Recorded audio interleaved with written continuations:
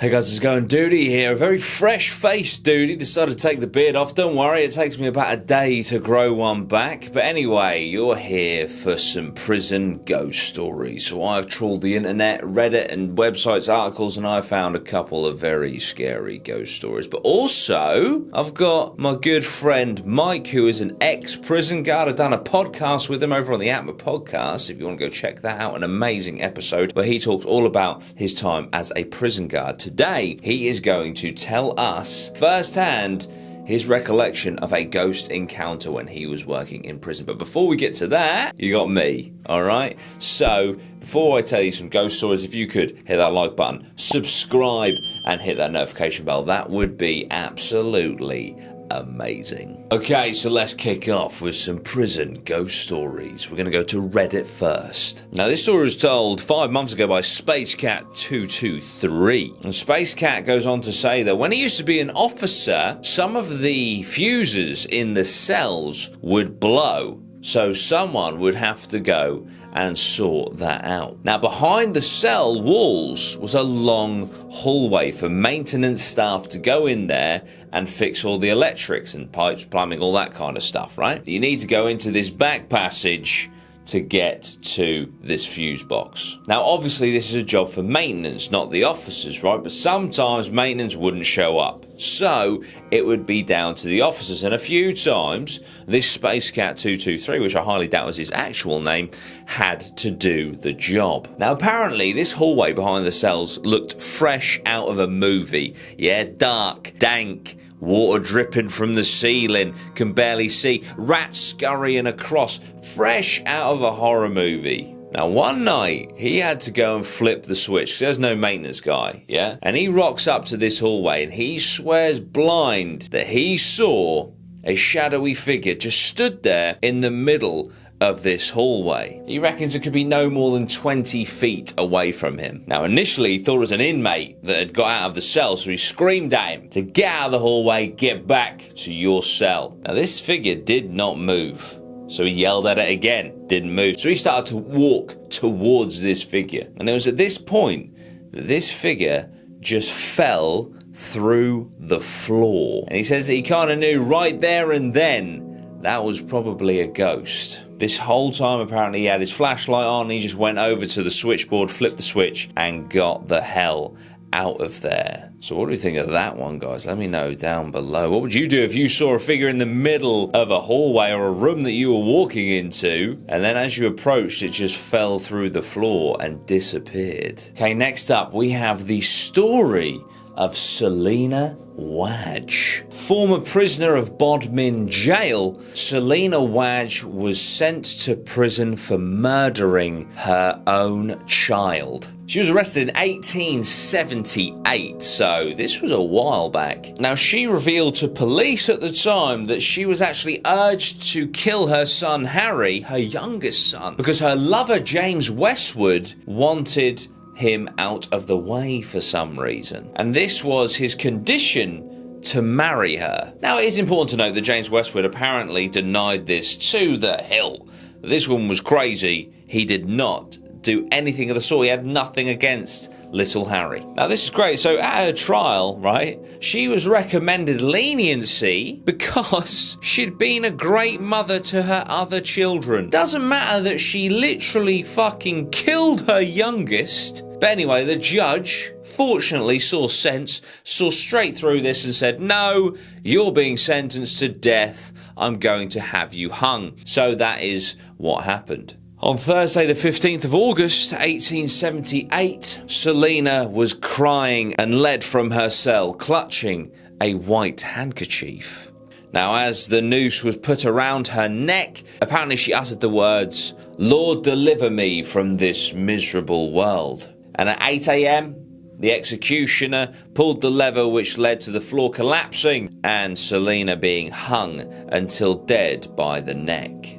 Apparently, when she died, she was still clutching that white handkerchief. She was left to hang there for a whole hour before being cut down and buried in the prison grounds. And apparently, her ghost still wanders the prison to this very day. She tries to reach out to small children who often inquire about the crying lady. So there we go, guys. What do we think about Selena Wadge at Bodmin Jail? Okay, I'm going to hand it over to the professional now. I'm going to hand over to the ex-prison guard, my good friend, Mike. One of the weirdest things made happen to me at Blunderston was when you work nights, there was like 10 like operational support grades, and there was like 4 proper screws that would do like their set of nights. So, and there was only 2 screws at night, mate, had the keys, and that was the orderly officer and the assist orderly officer, and I usually went the assist. Bearing in mind, mate, nobody's got keys, so when you used to come on shift in the morning, all these operational support grades that have been like babysitting a wing all night, they can't get out, they can't get off the wing, just in case the prisoners get out at night and they're like, give me the keys, take me to the fucking gate. So in the morning you'd come in,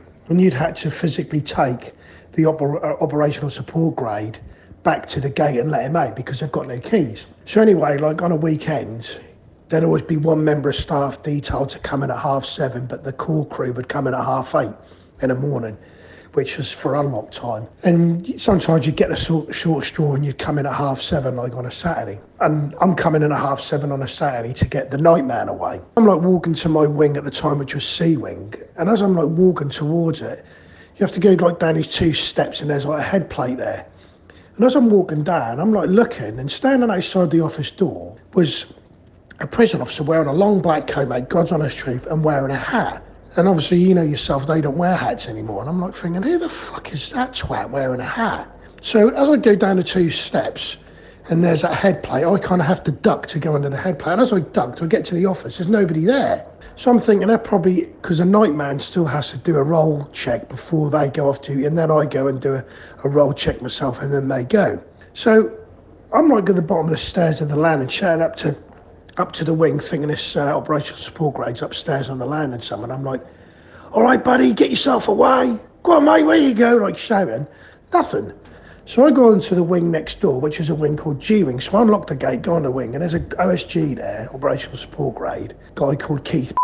And Keith, mate, is the most straightest old boy you'd ever meet in your life. You'd never hear him swear, and he was just an old boy. He used to just like be a night OSG for easy money, which it was. So I said to Keith, I went, Keith, I was on C-Wing last night. I said, I just see someone stood outside there wearing a fucking coat and a hat. He went, well, no one was on there last night. He said, I was doubled up. I was looking after both wings. I'm like, what? He was like, yeah, he said, I was looking after both wings. He said, and they must have locked me on here this morning by accident. I'm like, well, I just seen somebody on there. He went, well, there's nobody on there, because he says, he said, I've been looking after both wings all night. And he wouldn't lie, mate, because he was so straight down the fucking middle. So anyway, I said to Keith, I went, all right, I said, I'm going to go do the count upstairs. I said, once I'm happy, I'll come down and I'll let you go. So I'm upstairs doing the count, and I get to do the 1s landing, count that, they're alive, they're all there. Then I go on to the 2s. And as I'm walking onto the 2s landing, I see this, like, honestly, mate, I see this black shadow run up the stairs to the 3s. The 3s landing. So I come back down, there's another prison officer come on duty then by this time, a guy called Graham,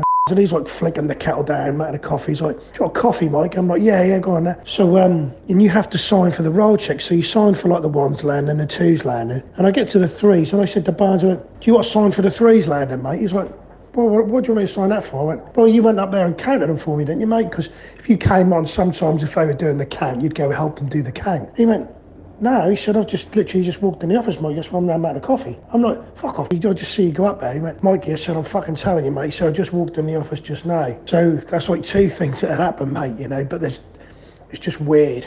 So there we go, guys. What do you think of that story? What do you think of this video? And let me tell you, if you found Mike's story interesting and you want to hear about his career as a prison officer, let me tell you, it's an incredible story. Head over to the Atma podcast right now. It's episode 69, I believe. It was the last episode we did of season 1, and it's about 2 hours of just an amazing conversation. So yeah, if that interests you, head over there right now. Thank you so much, guys. I really do appreciate it. I hope you enjoyed this content. If you did, hit that like button, subscribe, and hit that notification bell. Thank you. I've got brand new shirts released yesterday as of filming, so if you want to head over to allegedlypossiblymaybe.co.uk and grab yourself an Atma shirt, that would be amazing. That's my clothing brand. So yeah, thank you, guys. I'll see you very soon. Also, let me know down below what sort of videos you want me to cover. Alright, thanks.